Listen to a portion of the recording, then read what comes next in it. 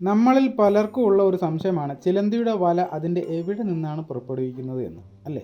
ഇതൊരു ചിലന്തി, ഇത് അതിൻ്റെ ബാക്ക് സൈഡ്. ഈ കാണുന്നതിലൂടെയാണ് ചിലന്തി വല വരുന്നത്. ഇത് കാണുമ്പോഴേ നിങ്ങൾക്ക് മനസ്സിലാകും എന്താണെന്ന്, അല്ലേ? പൃഷ്ഠഭാഗം, മലാശയം, മലദ്വാരം, വലിയ കുടലിൻ്റെ അവസാന ഭാഗം, ഖരമാലിന്യങ്ങൾ ശരീരത്തിൽ നിന്ന് പുറപ്പെടുവിക്കുന്ന ദഹനനാളത്തിൻ്റെ അവസാന തുറക്കൽ എന്നൊക്കെ പറയപ്പെടും. ചത്താലും ഞാൻ കൊണ്ടീന്ന് പറയില്ല, അങ്ങനെയല്ലേ നിങ്ങൾ വിചാരിച്ചത്? എന്നാൽ അങ്ങനെയല്ല.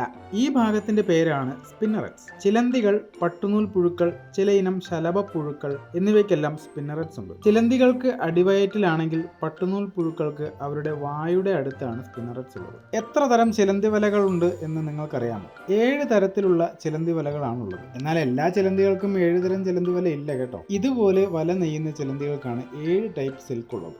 ഡ്രാഗ്ലൈൻ silk, flagelliform silk, aciniform silk, tubuliform silk, piriform silk, aggregate silk, minor ampullate silk. ഇതിൽ ഡ്രാഗ്ലൈൻ സിൽക്ക് അല്ലെങ്കിൽ മേജർ ആംബുലേറ്റ് സിൽക്ക് വളരെ സ്ട്രോങ്ങും ഒട്ടിപ്പിടിക്കാത്തതുമാണ്. ചിലന്തി വലയുടെ സ്ട്രക്ചറൽ ഫ്രെയിം വർക്ക് ആയിട്ട് ഉപയോഗിക്കുന്നത് ഇതാണ്. ഫ്ലജല്ലിഫോം സിൽക്ക് ഒട്ടിപ്പിടിക്കുന്നതും സ്ട്രെച്ച് ആകുന്നതുമായ സിൽക്കാണ്. ഇരകൾ വന്ന് വീഴുമ്പോൾ ഉള്ള ഇമ്പാക്റ്റ് കുറയ്ക്കാൻ ഈ സിൽക്ക് സഹായിക്കുന്നു. ചിലന്തികൾ വട്ടത്തിൽ നെയ്ത് വെക്കുന്നത് ഇതാണ്. അസിനിഫോം സിൽക്ക് വളരെ ടഫാണ്. വലയിൽ വീഴുന്ന ഇരകളെ പൊതിയാൻ ഉപയോഗിക്കുന്ന സിൽക്കാണ് അസിനിഫോം സിൽക്ക്. ട്യൂബിലിഫോം സിൽക്ക് അല്ലെങ്കിൽ സിലിണ്ടറിഫോം സിൽക്ക് കൊണ്ടാണ് ചിലന്തികൾ അവരുടെ മുട്ടകൾ പൊതിഞ്ഞു വയ്ക്കുന്നത്. ഇതും നല്ല ടഫായിട്ടുള്ള സിൽക്കാണ്. പൈറിഫോം സിൽക്ക് കൊണ്ടാണ് ചിലന്തികൾ പ്രതലങ്ങളിൽ ചിലന്തി വല ഒട്ടിച്ചു വെക്കുന്നത്. ഇതൊരു തരം ഗ്ലൂ പോലെയുള്ള വലയാണ്, അതുപോലെ സ്ട്രോങ്ങുമാണ്. അടുത്തത് അഗ്രിഗേറ്റ് സിൽക്ക്.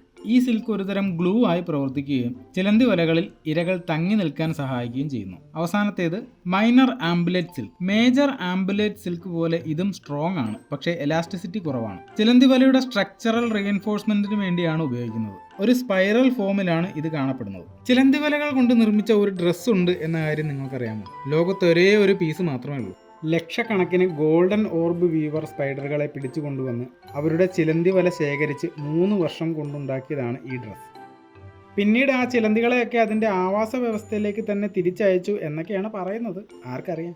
ലണ്ടനിലുള്ള V&A മ്യൂസിയത്തിലാണ് ആ ഡ്രസ്സ് ഇപ്പോഴുള്ളത്.